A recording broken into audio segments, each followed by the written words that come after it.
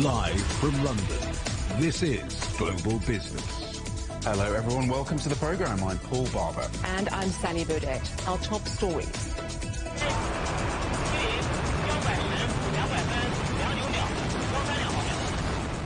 China's Chang'e 6 spacecraft heads off on a 53-day mission to collect the first ever samples from the moon's far side. Shares in Apple rise after the tech giant's second quarter sales weren't as bad as feared. Relations sour between Israel and Turkey as Ankara suspends all trade over what it calls the humanitarian tragedy in Gaza. And British Prime Minister Rishi Sunak admits to a bruising night for his ruling Conservatives as the Labour Party wins big in local elections. China's latest moon mission is well and truly underway.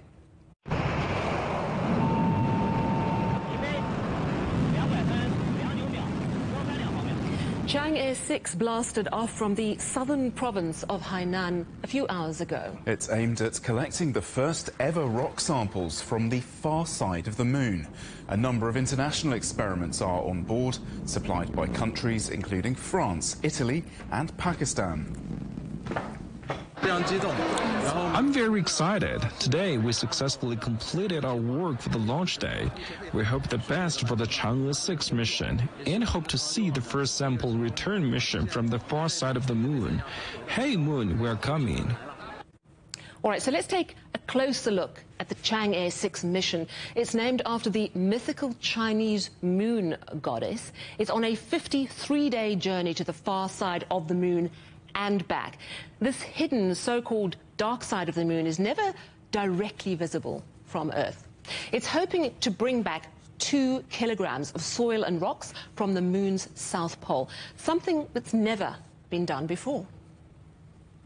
Described as the golden belt for lunar exploration, the South Pole could hold tantalizing clues to the moon's many mysteries, such as why the far side is so different to the near side, which has much more volcanic activity.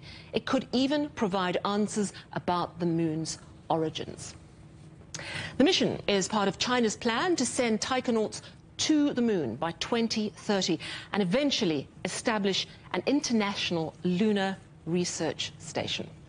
Well, James Head is Professor of Geological Sciences at Brown University, and he's trained astronauts in geology and surface exploration. It's incredibly important for all of us. International scientists are incredibly interested and excited about the launch, and it was just such a pleasure to watch the successful steps in the launch and the getting the spacecraft on the way to the moon. The idea that it would be going to the far side is going to unleash a real treasure chest of information about the moon, stuff we've been trying to figure out for decades. So it's critically important for international lunar exploration and science and understanding, and it's also a major, major step for China in their Chang'e program. And, you know, we've seen success after success, and it's just incredible to see this well on the way, and fingers crossed for a successful landing and sample return. We're all excited about getting those samples back. Yeah, it's incredibly exciting, isn't it? And you mentioned the successful steps that we're taking. Can you walk us through the process that took place earlier today? Well, you know, everybody looks at these things and thinks, oh, yeah, you go to the moon, you come back, blah, blah, blah. You know, it's not like brewing a cup of tea here. You know, it's really, really complicated. Each step of the way is just, if you took a look at all the details of the features on the sides of the spacecraft and the engines, et cetera, all of those have to work simultaneously and perfectly. And so each step of the way is a major challenge, and there's hundreds of different steps that have to be taken on a way. And so far everything's successful.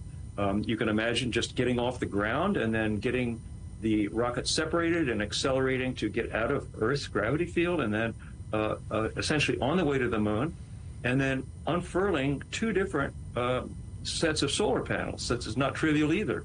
And so it's accomplished all those earlier this morning, and it's on its way. And we're so excited for lunar orbit insertion and then the descent and landing to collect the samples. So we're really excited, and everything's gone perfectly so far. And when it does land and start carrying out these experiment operations, what do you think it might find out? Well, there's so many different mysteries about the differences between the near side and the far side. And if you think about trying to understand our own planet Earth, it's sort of like we're trying to figure out what the history of the Earth is with samples just from the United States, with, for example, no samples from Asia. And, you know, it's just an incomplete collection of information. And so now we're going to explore the other half of the moon. And this will be the first time we actually have samples back. And, you know, we're going to learn about the ages, the ages of the big basins. We're going to learn about the early history, how it affected Earth, the volcanic activity, and all these other things that are real mysteries, and understanding our sister solar system body. I mean, it's thought that the moon actually originated from a big impact into Earth, collecting ejecta and forming the moon. So we're really kind of like, we've been together since our birth, basically. And how does that work? What does that tell us about the early history of the Earth, which is gone because of erosion and plate tectonics and recycling? So it's just so exciting. It's just, we're really, really anticipating this treasure chest of samples. All right, let's head now to the New York Stock Exchange and news that unemployment has risen slightly in the United States. Let's get more detail on those weaker jobs figures and other financial news with John Terrett. Hello, John, and happy Friday. Talk to me about how the markets have reacted to the jobs figures. Well, let me tell you what happened here this morning. The jobs figures come out about 8:30 local time, a whole hour before the market opens, and everyone's here. And they were going, goodness. Well, who knew? This is what was going on, because basically we had a bit of a surprise when it came to the jobs report today. This is what they call the non-farms. It's the government jobs report, in this case for the month of April. And I think potentially we may have a bit of a game changer on our hands, because this is the report that the central bankers have been waiting for. You know, time and time again we've been telling you how the economists have got it wrong and everything's so much higher than we thought when it comes to inflation, when it comes to the jobs. Well, today, it was a Goldilocks report. 175,000 jobs created in the US in the month of April, but not 240,000, which the economists told us. So that's okay for them. They didn't get it too wrong. And also from the point of view of inflation, it shows that the economy is robust and the jobs are being created, and that's a good thing, but not really enough to worry about recession, and that is also very important as well. So the Feds now have the statistical proof in black and white on paper that they've been looking for, that inflation, once so high and known to be coming down, is now definitely heading in the right direction. And the unemployment rate ticked up a little bit, just from 3.8 to 3.9. And I know it's a weird thing to talk about people losing their jobs as a good thing, but we are living in extraordinary times after COVID, and people losing their jobs, of course, is part of cooling the economy. And at the same time, there are still plenty of jobs open. Most people are not having difficulty getting another job if they lose one. So that's where we're at the moment, and it follows Powell's punch on Wednesday. Remember on Wednesday when the central bank left interest rates unchanged? And we called it Powell's punch because he was asked directly. He said lots of things which indicate that there is uncertainty ahead. He did do all of that. But at the same time, he was asked directly, what do you think the next move will be by the central bank? And he said, I don't think it will be a hike. And the markets have literally been partying ever since. I mean, all Wednesday, all of yesterday, all of today, based on his remarks. There's great optimism here that there will be an interest rate cut before the election and the end of the year. And right now, as of what happened today, the target is September. But as you know, with all these things, ask me in an hour's time and I might have changed my tune completely. But anyway, for now, that's the truth as I see it. The Dow is up 1%, so is the S&P 500, so is the NASDAQ. And basically, the bond yields, the 2 and the 10, have just fallen off a cliff. The 2, I think, was like 5% a couple of days ago, down to 4.75 now. Moving to big tech news, Apple, it seems, beat the street. So Yes. losses not as bad as expected, but is it good enough to get Apple dancing? I know. Possibly, but yeah, I mean, I think, but yeah, it's complicated. It's complicated. Here's the thing: this is all about AI. This earnings season, okay, artificial intelligence, and so far we have had a bit of a disaster with Tesla. We have over at Meta. They could have done better. We've had very exciting news from Microsoft and from Alphabet and from Amazon, in which they've showed us that they can monetize AI even in these early stages. And then everybody was a downer on Apple, including myself. of. And you have to understand something. There are people on Wall Street who all they do all day long, the only thing they do is to analyze Apple. You know, we all deal with 100 things every day, but there are people who just look at Apple. And those people were suggesting that these figures wouldn't be very, very good. Well, in the end, there was a double beat. They beat on the top and the bottom line. Their iPhone sales are down. That is true. China sales are down 8%. That is true. We know why that is, because Chinese people are choosing to spend what money they have on homegrown smartphones rather than the iPhone for the first time in a long time. Services were up, so that's pay TV and music. But here's the big headliner. The divvy has been increased by 4% to 25 cents per share, and they are doing the biggest corporate buyback ever in the history of the world. $110 billion where the company buys back its own stock to keep control of things better. Wall Street is rewarding Apple at the moment. It's up 7%, and all the other big tech names are following. They're all in the green as well. So, I mean, at the moment, things seem set fair for Tim Cook and his team. Well, lovely way to end, and you enjoy your weekend. Thank you so much, John Terek at the New York Stock Exchange. Well, that US jobs data that John was just telling us about gave a boost to London's FTSE 100. At one point on Friday, it hit a record high following reports that Glencore is exploring a takeover of the mining multinational Anglo-American. Drinks maker Diageo is also up after naming a new chief financial officer. UK equities have hit 7 record highs so far this year. Annual inflation in Turkey jumped to nearly 70% in April, its highest rate since the end of 2022. The surge was driven mainly by education and hospitality costs, with restaurant and hotel prices nearly doubling on the previous year. The country's finance minister says inflation is expected to peak in May before declining sharply. A European Union deadline for TikTok to submit information on its new Lite app expired in the next few hours. Brussels says the app, which is currently suspended, poses addiction risks for young people and was not risk assessed. Officials are trying to decide whether it satisfies new EU regulations, one of 2 ongoing probes into the social media firm, which risks incurring fines and sanctions if it fails to comply. More delays for the opening of Europe's biggest indoor arena. British pop band Take That are the latest in a string of artists to move venues after the $450 million Manchester Co-op Live has repeated postponing its opening. The venue says it's taking a short pause, but will open in the middle of May as it deals with problems with its heating, cooling and ventilation systems. Now here's a good idea. Green telecoms boxes are a common sight on UK streets, but now they are going greener.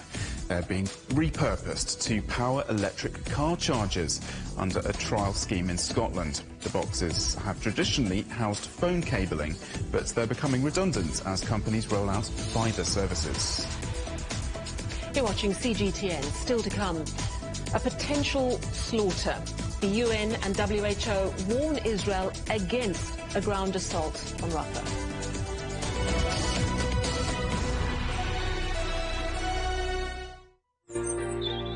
Ever wondered what's the difference between a bear and a bull market? Where are the cash cows? And who are the lame ducks? And what exactly are black swans? Grey rhinos? And unicorn companies? Make sense of it all with Global Business, only on CGTN. I think it should be more global cooperation. I would like to hear more the voice of the developing countries. Globalization has lifted more than 1 billion people out of poverty. The green transition has to happen. It's a necessity. Well, China and the United States are important powers in the world. What unites us is much more than what divides us. And I believe China is committed to this agenda. Join me, Juliet Mann, to set the agenda at these times every weekend on CGTN.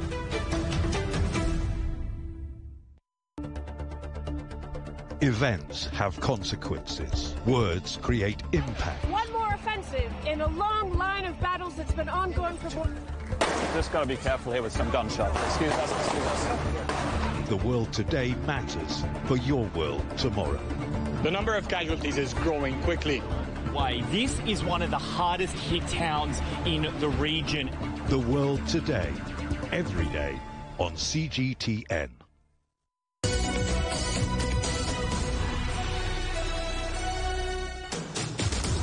Welcome back to Global Business Europe.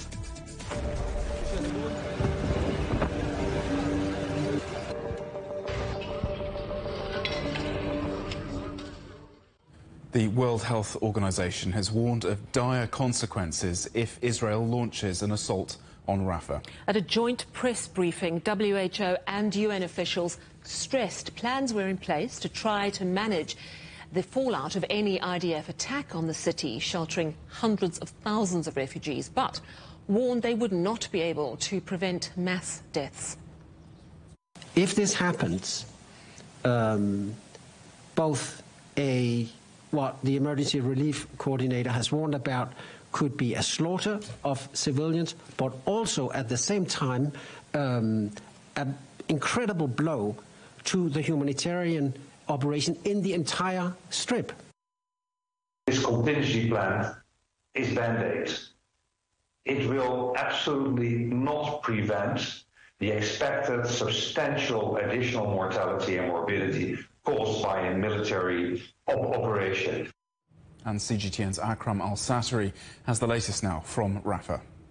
Rafah has been witnessing different aerial attacks and also drone attacks in different parts of the city. Palestinians lost 7 people overnight. One of them is a mother, and the remaining ones were her children.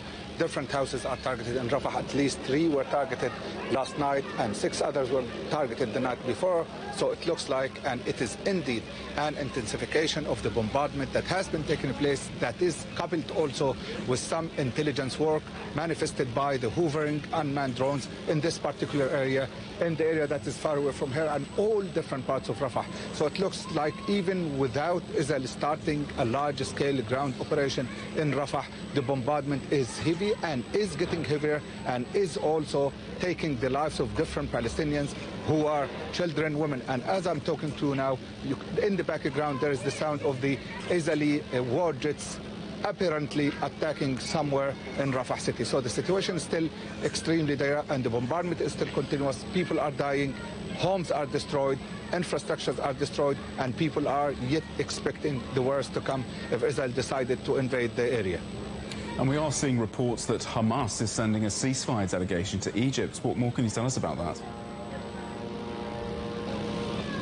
Primarily, Hamas does not accept the terms and the conditions and whatever was offered by Israel and by the United States. There were some communications underway between Hamas, Qatar and Egypt, and they're proposing whatever was proposed by Israel and by the United States. The United States had to modify some of the proposals, and they said that they have made a great concession for the sake of making those negotiations successful. Hamas is not happy with the proposal. Hamas is still willing to see the 4 main conditions respected and applied, which are the full withdrawal from the Gaza Strip, the full stoppage of the war, the full reconstruction of the Gaza Strip, and the full and appropriate swap deal. And part of that comes under also the ending this war. And it looks like Israel is not willing to end this war, according to the different sources that have been brokering those negotiations and talks between Israel and Hamas. Hamas still determined to see those 4 conditions respected and applied, and they said they are not going to accept anything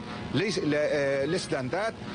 Brokers and mediators are still communicating with Hamas. That's why Qatar, according to some sources, asked Hamas to wait for a few days before they announced that they have rejected that proposal, and they are now communicating with Hamas, and also Egypt is communicating with Hamas for the sake of smoothing over the critical rifts and bringing about a deal. But my estimation is that they will not be successful in reaching that deal. That was Akram Al-Satari reporting from Rafah. Well, let's get the latest now from Israel. Our correspondent Martin Lowe joins us from Jerusalem. Martin, we've been reporting today that Turkey is halting trade with Israel. What sort of economic impact is that likely to have?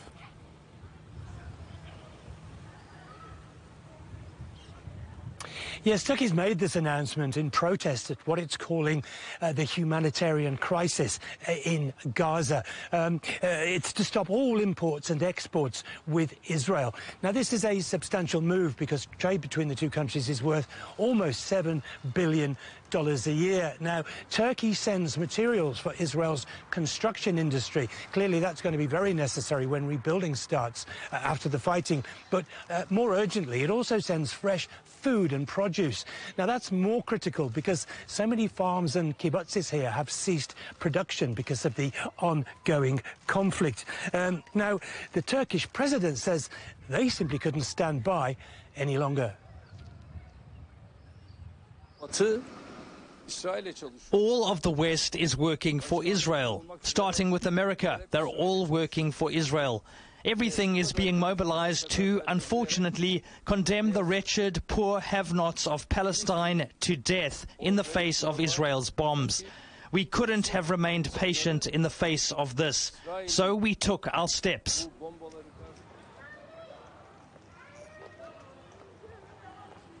Now, Israel's Prime Minister Benjamin Netanyahu has criticized Turkish President Erdogan over his treatment of people in his own country. He says he's the last person who should be preaching morals to Israel. Marta, we've also heard that another Israeli hostage has died in Gaza. What more do we know about that?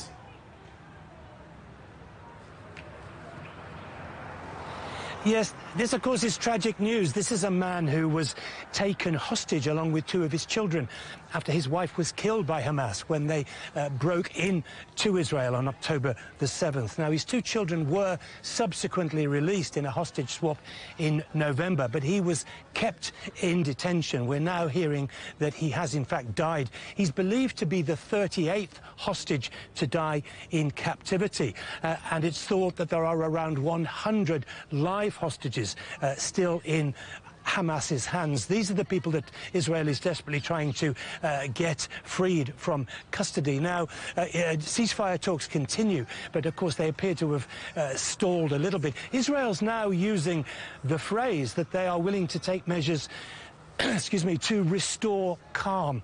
Now, that's being seen widely as shorthand for a much, much longer ceasefire, possibly as long as a year. Now, that is in response to Hamas's demands that the war must end completely now before they'll consider releasing any more people. But it's angered hardliners in the Israeli cabinet. They're threatening to bring down the government unless the military operation continues. That means an assault on Rafah. Martin Lowe in Jerusalem, many thanks. All right, let's pick up on those relations between Israel and Turkey. Attila Yeşilada is an analyst in Turkey from Global Source Partners. Thank you so much for joining us. Which country is going to be hit hardest by Turkey's decision? Turkey. We export about $5.5 billion to Israel. Their exports to Turkey is $1.5 billion. Your news report correctly reported that Israel's construction industry will be hurt, but I look at the numbers. $5.5 billion exports is 2.5% of Turkey's total export output. Now, you got to remember, we got to add to that the Israeli tourists who will not be arriving. I would estimate 1 million Israeli tourists would have arrived, probably pouring $1 to $1.5 billion of income in Turkey. So that's gone too. To put this thing in a perspective, Turkey needs to raise its exports because it has a current account deficit, and the current economic stabilization program depends on reducing currency outflows. Unfortunately, EU economy is very weak.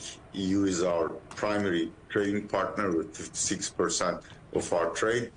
And Russia, because of EU and US sanctions, almost stopped buying from Turkey.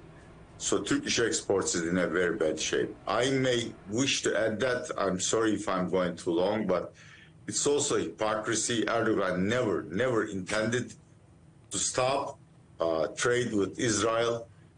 He's not doing that because of the reasons he mentioned, i.e. humanitarian reasons.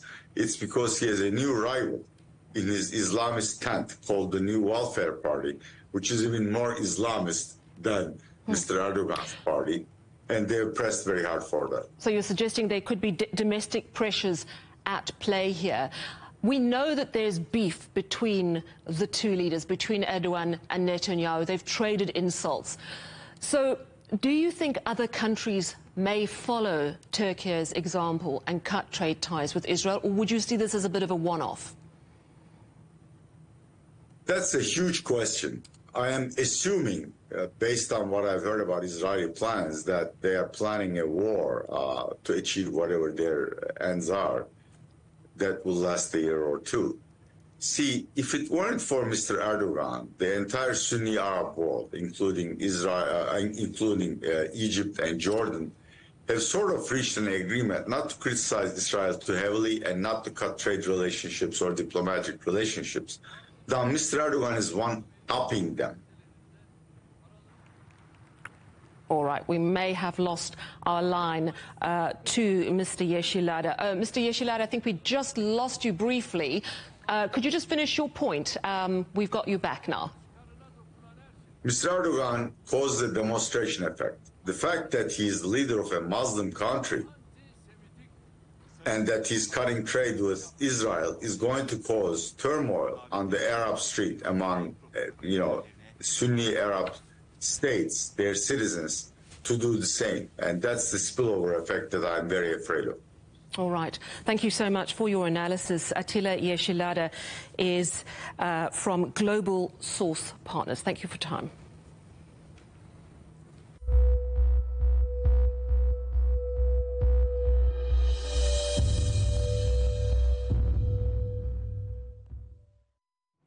Torrential rains and landslides have killed more than 200 people in Kenya, with more bad weather expected in the coming days. President William Ruto has given a televised address to warn of dire weather ahead. Cyclone Hidaya, due to make landfall in neighbouring Tanzania on Saturday, is expected to add to the country's problems. Floods have already destroyed homes, roads, bridges and other infrastructure. More than 30 people have been killed in southern Brazil after days of torrential rain triggered massive flooding and mudslides, along with the collapse of a hydroelectric dam. The death toll is expected to rise, with at least 60 people missing in Rio Grande do Sul state. Nearly 15,000 residents have fled their homes in what's been described as the worst disaster in the region's history. President Luiz Inácio Lula da Silva has flown over the affected areas and held an emergency meeting with local government officials. Our correspondent Lucrecia Franco reports from Rio. It is becoming a tragically familiar scenario in Brazil, with rescuers tirelessly searching for survivors after heavy rains caused landslides and flooding. The state of Rio Grande do Sul is facing record-breaking torrential rainfall. Civil defense officials say 147 municipalities in the state have been affected. More than 14,000 people have fled their homes.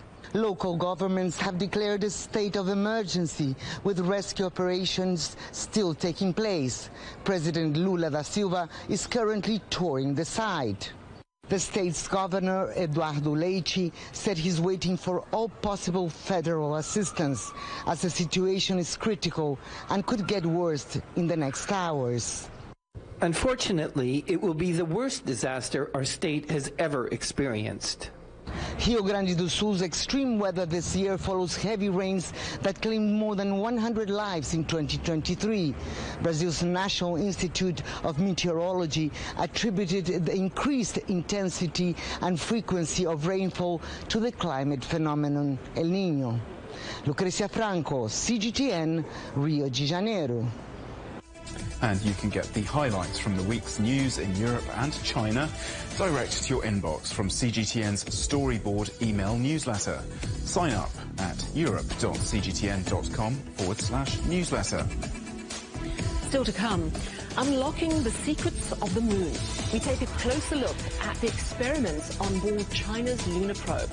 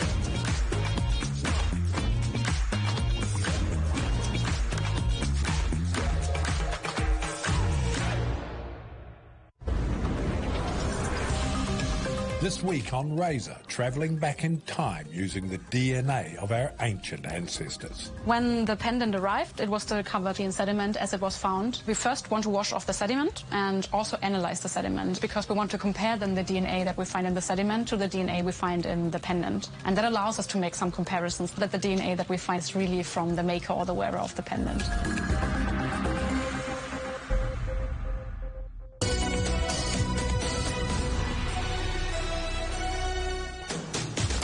Welcome back to Global Business Europe with Sally Burdett and Paul Barber. The headlines again. Relations sour between Israel and Turkey as Ankara suspends all trade over what it calls the humanitarian tragedy in Gaza. And China's Chang'e 6 spacecraft heads off on a 53-day mission to collect the first ever samples from the moon's far side. The Chang'e 6 probe is carrying scientific equipment from France, Italy, Sweden and Pakistan. The French module will monitor radon gas emitted by moon rocks in order to determine how dust and possibly water particles move across the lunar surface. Well, our correspondent Natalie Carney has been talking to the scientists behind the experiment. For years, planetary scientist Pierre-Yves has been working on instruments destined for Mars. But the launch of China's Chang'e 6 spacecraft now puts him at the cutting edge of moon exploration. His invention, the detection of outgassing radon, or DORN, is set to become the first ever French instrument to be deployed to the surface of the moon. The objective of the DORN experiment is to study both the origin and the dynamics of the lunar atmosphere, but also to study the physical and thermal properties of the lunar soil where those gases are produced. To do this, DORN will measure the radioactive gas radon, which is produced in lunar rocks and when emitted migrates to colder areas of the lunar environment. If we understand better the migration of radon, we will be able to better understand also the migration of other volatile species, like for instance water, that can migrate to the cold polar regions and then form ices. That is a prime interest for the future Chang'e 7, Chang'e 8 missions and or emissions from other international agencies. Romain Maton is the mechanical architect of the DORN. So here we have the 8 detectors which are shining. The radon is going to be captured by the detectors, 2 detectors forming a telescope. The front one will see the alpha particles coming from the radon, and the other one will be here to discriminate any other events which will be seen by the instrument. The project team says time was the biggest challenge when it came to the DORN's development. The project started early 2020, so it was right before COVID time, and we delivered last summer. So overall it was 3.5 years of development, which is something that is super short for us. So having an instrument that we develop and that is going to the far side of the moon, it's really exciting for us. We are going to be part of a mission that has a really technological fate. So it's a great honor to be part of it.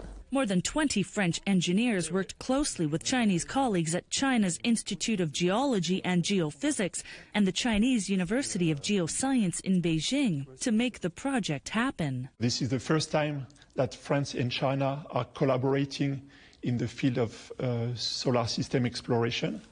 First, they helped us interacting with the engineers from the spacecraft team at CAST. They also helped us negotiate the spacecraft resources that we needed for our instrument. And they also helped us a lot after we delivered the instrument to China last August. They helped us mount the instrument onto the spacecraft. I think we have established a relationship of trust and also friendship between the two sides. Pierre-Yves is now in China for the launch of the spacecraft and will stay there for a month to monitor the DORN during its time on the far side of the moon. He'll collect its data and continue harnessing the benefits of international collaboration in discovering the wide, vast unknowns of outer space. Natalie Carney for CGTN, Toulouse, France.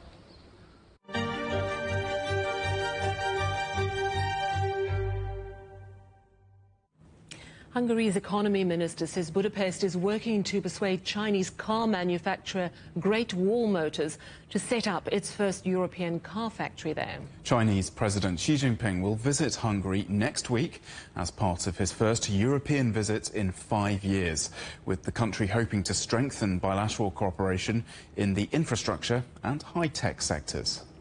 And of course, we are competing to have the Great Wall Motors to launch production here in Hungary.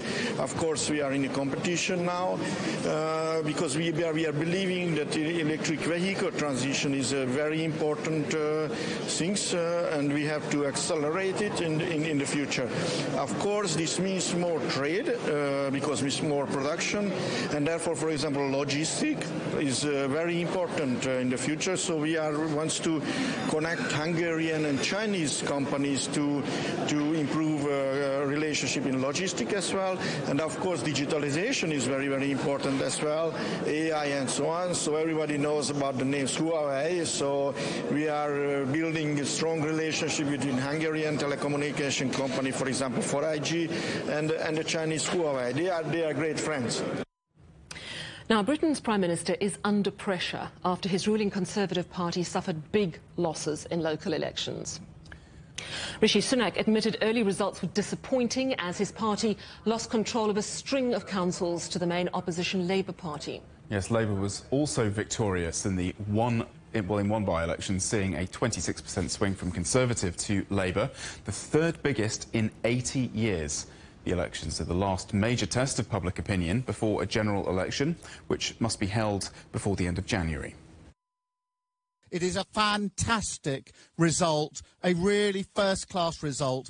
And here in Blackpool, a message has been sent directly to the Prime Minister. Directly to the Prime Minister, because this was a parliamentary vote. This was directly to Rishi Sunak to say we're fed up with your decline, your chaos and your division, and we want change. Our correspondent Rahul Pathak is following the story. Rahul, so more results coming in all the time. Is the picture getting better and better for Labour? Absolutely, and it's getting worse and worse for the Conservative. I mean, it was an historically bad night for them. It's been called the Conservative Party's worst performance in local elections in 40 years. Just to remind everyone, this wasn't a general election, so they weren't voting for members of Parliament. People instead were voting for local councillors, city mayors and police and crime commissioners. So a huge poll, millions of people involved, voting across England and Wales. And with that general election that you spoke about due to be held before the end of January 2025, these results will be seen as a big indicator as to who will win that general election. And if these results are anything to go by, it's not looking good for the Conservative Party. It's not looking good for Rishi Sunak, the Prime Minister. I mean, counting, as you say, is still going on, but at the moment it looks like the Tories, also known as the Tories in England, the Conservatives, will lose half of the council seats that they're defending. And what's more, there was even a defeat for the Conservatives in what people are calling Rishi Sunak's own backyard, with the opposition Labour Party winning a mayoral contest in York and North Yorkshire, which covers Rishi Sunak's own constituency of Richmond. So Sunak today having to put on a very brave face after a disastrous performance from his party. Yeah, and that was a new mayoral seat. Obviously, it's disappointing to lose good, hard-working Conservative councillors, and I'm grateful to them for all their service in local government, keeping council tax low and delivering services for local people. But we've still got lots of results to come as well. And there are also things that I would point to. Harlow, for example, where Keir Starmer held a rally just on Wednesday saying that was a place that he had to win, to be on track to win a general election. That hasn't happened. So Rishi Sunak trying to put a brave face on things there. Are there any positives that he can try and spin from this? There's one small one. I mean, they did win another mayoral race in the northern English region of Tees Valley, but even then, the man who won that contest, Ben Houchen, who was re-elected as mayor, didn't mention Sunak once in his victory speech. So that, I think, tells its own story. They did have a very tight win in Harlow. The Conservatives have a majority in that Essex council of just one. So, yeah, so very, very small crumbs of comfort. But the East Midlands mayoral race, that was, again, won by Labour. And an arguably even bigger result took place in Blackpool South, the one by-election that took place. The Labour Party winning that. And a massive swing from the Conservatives of 26.3%. Unheard of. 80 years, as you were saying in your intro. But I think that Conservative win in Tees Valley is going to buy Rishi Sunak some precious time. There's still loads of dissatisfaction amongst the Tories with his leadership.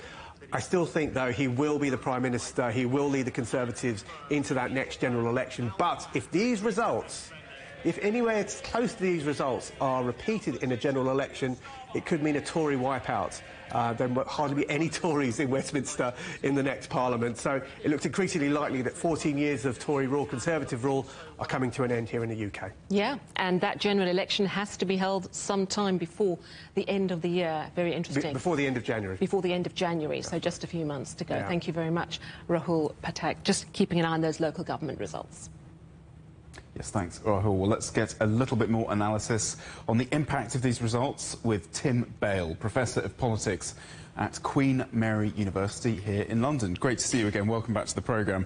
So, taking a step back, Tim, for our international audience, overall, how bad is this for the Conservative Party? And then, more specifically, what are the most interesting and significant results that you're looking at? Is it the number of council seats? Is it these big mayoral elections like in York? Or is it that parliamentary by-election that Labour won by a big swing? Well, I think your correspondent is right to say that it was a very, very bad night for the Conservatives. I think Labour will be reasonably pleased with how things went. The number crunchers are now projecting the national share of the vote that these results indicate, and it's not suggesting that Labour is quite as far ahead of the Conservatives as some of the opinion polls have them. So the Labour lead would appear to be around 9% overall, which is certainly probably good enough to win them a general election victory, particularly because, and this answers your second question, they seem to be winning council seats in parliamentary constituencies that they need to flip from the Conservatives come the general election. So across the country, across England anyway, Labour appear to be doing particularly well in those places they need to be doing well in, and the Conservatives seem to be doing particularly badly in the places that they will need to defend. So overall, I think a reasonably good night for Labour, but a terrible night for the Conservatives. Do you think that Rishi Sunak can survive then as the party leader and therefore as Prime Minister? I think, to be honest, if you look at what's coming out of Conservative circles, and particularly those Conservative circles that earlier hoped that they might be able to ditch Rishi Sunak on the back of these results, they seem to have given up the ghost.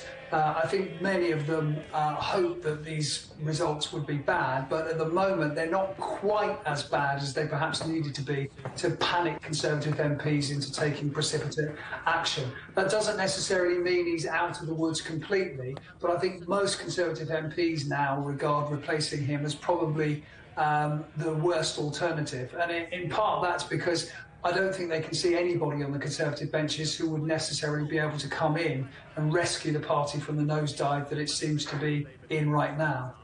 All right, and looking into your crystal ball, what's your best guess for an election? Autumn, or could we have one as soon as tomorrow, or Christmas? What do you think? Well, I mean, a lot of people are talking about Rishi Sunak suddenly going in the summer, getting some flights off to Rwanda and then calling an election. I think when you are so far behind in the opinion polls and when you've had a night of election results as bad as this, I suspect that you will want to hang on as long as possible. So that means the autumn. And then it's a question of whether he goes in October, before the US presidential election, or just after. And on that, your guess is as good as mine. OK. Tim Bale, thanks very much indeed. That's Professor Tim Bale from Queen Mary University. Thanks. All right, let's look at news from further afield. A bus has plunged into a ravine in northern Pakistan, killing 20 passengers and injuring dozens more. It was travelling on a mountainous highway connecting Pakistan with China, which is a popular summer tourist route. The driver reportedly lost control on a bend amid slippery conditions following recent heavy rain. 5 people are said to be in a critical condition. India's opposition leader Rahul Gandhi says he'll stand in an area of Uttar Pradesh during the long-running election. It's seen as a direct challenge to Prime Minister Narendra Modi in a region dominated by the ruling BJP party. Modi is widely expected to win a rare third term in office. Voting began last month and will end on June 1st. Russia says it's ready for what it calls serious peace talks with Ukraine. Moscow says a deal would require Kyiv to remain militarily neutral, something Ukraine has rejected several times. Meanwhile, Ukrainian intelligence officials are warning that the eastern stronghold of Chasiv Yar is likely to fall to Russia soon. Analysts say that would put some of the largest Ukraine-held cities in Donetsk within firing range.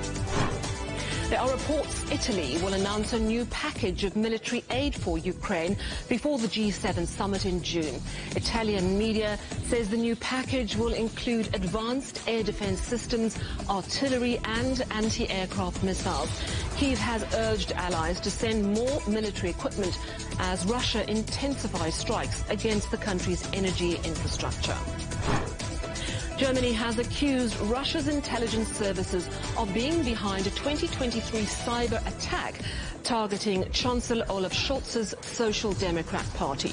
Russia's top diplomat in Berlin has been summoned, with the German government vowing there will be consequences. The Czech Republic has said its state institutions were also targeted by the same Russian hacking group. Officials in a Japanese town have begun to build a 2.5-meter-high barrier to block a view of Mount Fuji, which has been attracting hordes of tourists. Fed up with bad behavior such as littering and ignoring traffic signals, locals are taking action to block the view of the famous mountain and a local convenience store, which has become a viral internet hit. Now, self-driving cars have been in the pipeline for years, with manufacturers racing to get them onto our roads. Recent developments in artificial intelligence are accelerating that progress in all sorts of ways. Yang Chengxi reports from Beijing. Many of China's top AI companies have developed autonomous driving softwares for cars. One such company, SenseTime, says the industry has hit a challenging bottleneck. See, together, LiDAR sensors, radars, and cameras collect copious amounts of real-time data. And for the autonomous driving system to correctly recognize and analyze what's been collected and execute corresponding driving maneuvers, developers need to write lines and lines of codes to set rules for each possible scenario. This is attainable for less complicated locations like highways, but on city roads where human actions are much more erratic, it's hard for programmers to keep up. If each scenario requires rule definition, it would need thousands of program engineers and consume a long time. So, at the auto show in Beijing, SenseTime presented a different solution. Instead of improving LiDARs, just do away with them altogether and rely mainly on video cameras.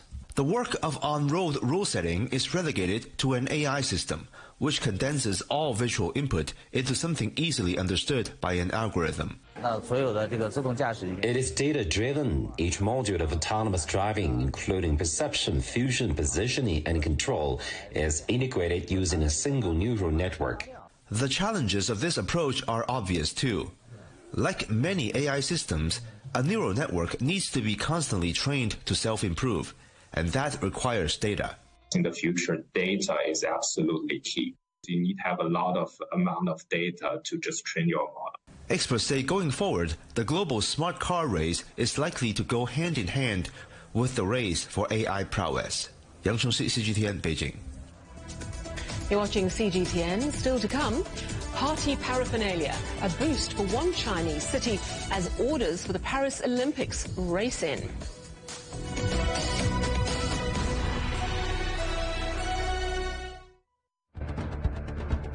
Events have consequences. Words create impact. Unprecedented scenes that we saw. The cleanup operation is now well and truly underway.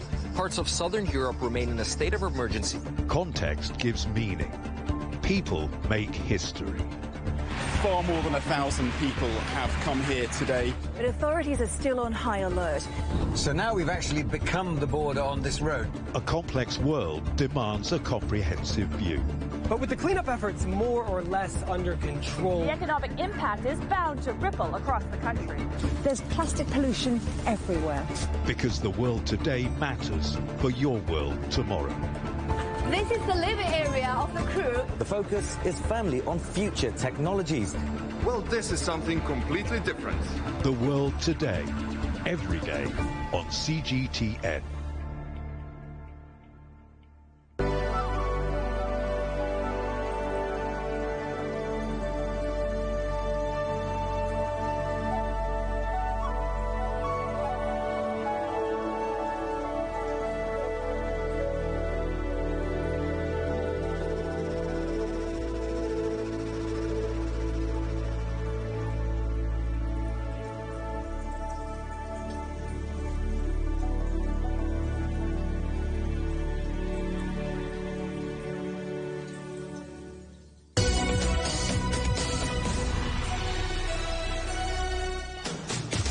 Welcome back to Global Business Europe.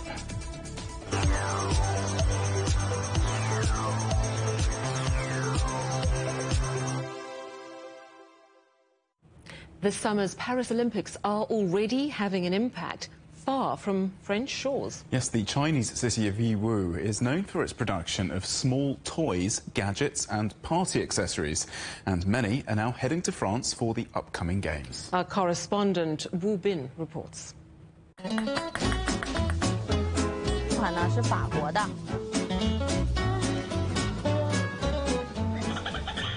This is Yiwu, known as the world's capital of small commodities. The trade market behind me hosts over 75,000 shops selling everything you need. It's the world's supermarket. And now, a trend of French style is sweeping here as Paris Olympic Games approach. Tong Maoying has been running this shop selling flashing sticks for decades now in Yiwu. Starting this year, she has seen more demand for a special one. This one sells well. You see, it's a French flag's color. The rising demand is due to the Paris Olympics that'll be held in July this year. The shop owners here are the first ones to feel the vibe, even on the other side of the world. Sporting events drive the demand for our products, which in turn increases the volume of purchases. We've seen over 10% increase year-on-year in the first quarter of 2024. Statistics from Yiwu Customs show that the city's exports of sporting goods in the first quarter of 2024 have reached 2.2 billion yuan, up 46.2% year-on-year. Around 10% of the goods are exported to the European Union. And not only sporting goods, a toy in the market also unexpectedly became popular this year. The owner said the popularity may be associated with the French symbol of Le Coq Gaulois, or the Gallic rooster. From hundreds to thousands, now we have over 100,000 orders. Now the orders have lined up until June. Yiwu is also seeing rising exports to France this year, with export volume reaching 540 million yuan, or about $74.63 million in the first 2 months of 2024, up 42.1% year-on-year. Among the exports are Mr. Lin's silicone bracelets. His company became an authorized producer for the Paris Olympics and received 1 million orders of the bracelets. The reason, he believes, lies in the complete industrial chain of small commodities. The production of this bracelet also needs cardboard and plastic packaging. Because Yiwu is a market of small commodities, the price of cardboard and packaging is also very competitive. So after competing comprehensively, we won. For many shop owners in Yiwu, foreign trade is now a major part of their business. In the first quarter of 2024, the Yiwu trade market saw a daily passenger flow of 210,000, a 160.2% increase year-on-year. About 3,500 foreign traders are registered each day in the market. In this market, you'll probably meet more foreign traders than local ones, and English is no foreign language here. And now, the market is going to take a step further in the realm of foreign trade with cutting-edge technology. Hi, 我是天宫启智的何冰. Today I'm excited to introduce our latest product. Vous pouvez le coordonner avec ce petit This is a service called Digital Lady Boss, offered by the trade market last year. Just upload a Chinese language video, and in about 10 minutes, the video will be translated into a foreign language. This function is mainly to solve the difficulties of some foreign trade owners. They may know some basic English, but they may not be very good at Arabic and French. So we provide 36 languages to choose from. Digital technologies, including live streaming, big data, and artificial intelligence, are also helping the shop owners in various ways, from connecting to foreign buyers to generating branding content. Now, over 10,000 shops in the market are using the service. 吴斌 CGTN 义乌 Zhejiang Province.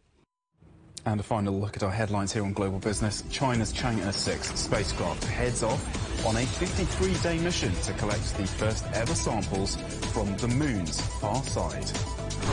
Relations sour between Israel and Turkey as Ankara suspends all trade over what it calls the humanitarian tragedy in Gaza. And British Prime Minister Rishi Sunak admits to a bruising night for his ruling Conservatives as the Labour Party wins big in local elections. That's your Global Business Europe. Thanks for watching. Thanks for watching. Coming up next on CGTN, it's Africa Live. From me, Sally, and the rest of the team in London, it's goodbye.